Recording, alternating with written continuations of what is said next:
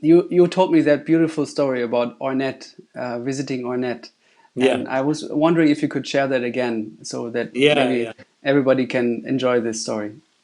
Okay, yeah. Well, the first chapter of that was that when I was working with Red Rodney, and I was 18, I guess, when I first started working with him, and I had basically just moved from Columbia, South Carolina, and I knew who Ornette Coleman was and what, you know, a little bit, but I hadn't really delved that deeply into his music yet. And Red Rodney's manager said, "Hey, Ornette would like to meet you. Um, can you go up to his studio?" And I think she said, even like a certain day, a certain time. Like, well, yeah, of course. And for whatever reason, I didn't get that I should bring my horn. Yeah. And I showed up without an instrument. And I think he wanted to play, and I think it was around that time that he started the band with Jerry Allen and Charnett. I think he just wanted to play with a bunch of different people and see who was out there, and is thinking about who to use. Mm, In retrospect, or maybe he just wanted to play. I have no idea. You know, mm, but in any case, I showed up without a horn, which was silly because yeah. we would have played. As it was, we sat and talked for like 3 hours or something.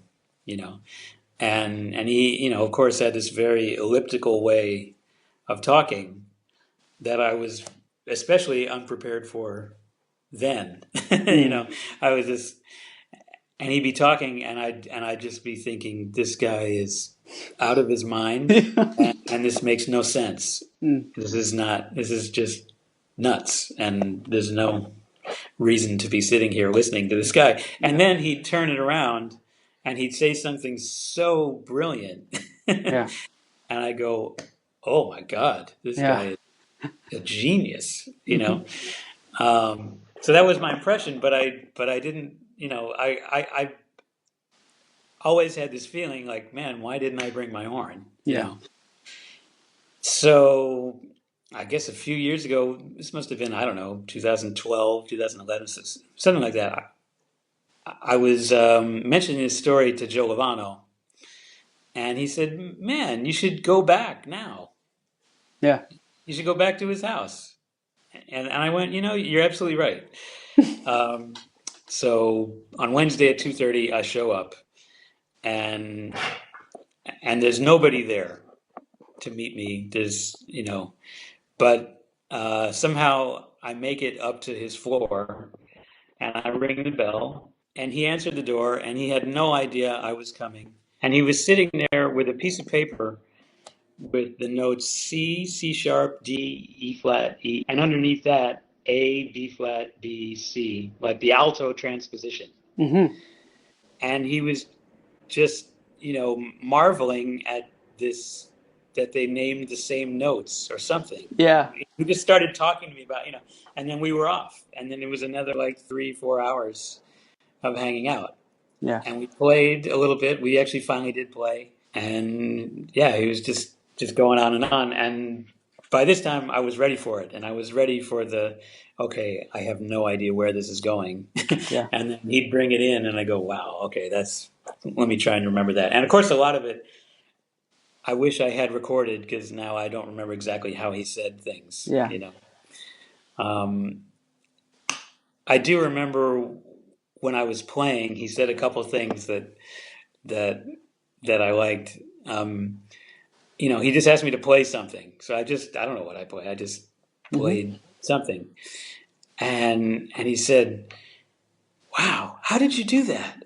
Like somehow I could hear the note you were about to play before you played it, and I don't know how you did that." Mm. I mean, I don't either. I don't know I was like, Arnett, that might say more about you than me. I'm not sure, Yeah. but um, and then he asked me to play a major scale. Mm. So I, da da da da da da da da, and he said, "Okay, so which way were the notes going?" And I said, "The notes were going up." And he said, "The notes were going up, but the sound was going out." And and somehow with him in that room, I knew exactly what he meant. Mm. And and then the other thing I remember is just him playing a little bit too, and just playing some, da da da da da da da da da da Yeah. da da da da da. Woo! Like he just played something and he knocked himself out. Yeah. You know, but there was nothing ego about it. It wasn't like I am such a bad dude. Did you hear what I just played? It was Yeah. not at all. It was like, can you believe this phenomenon of music that Yeah. you can play these notes? I mean, it just clearly, like a little kid, knocked him out completely. Yeah. You know, and it was so beautiful. It's like, yeah, well, that's how he's able to play that way. Is he's Yeah. feeling it that strongly? Yeah. You know, and just the fact that, I mean, twice, I basically showed up at his door and he was so generous with his time. He was just very happy. If you showed up at his door and wanted to talk about music and were serious about it, then you could just spend all afternoon, you know? Beautiful. Yeah, yeah, it really was. I mean, it's another indication, like, this music has really found some special, extraordinary people, Yeah. to carry it, Yeah. and the fact that I chose to do this for a living meant that I've come in contact with some of these people, is amazing to me. Hmm. It's incredible. Yeah. Mhm. Well, thank you so much, Chris. And Thank you, Pablo. thanks for your time and sharing all these stories. Absolutely. I think the dog we're watching may have to throw up, so I should go. Okay.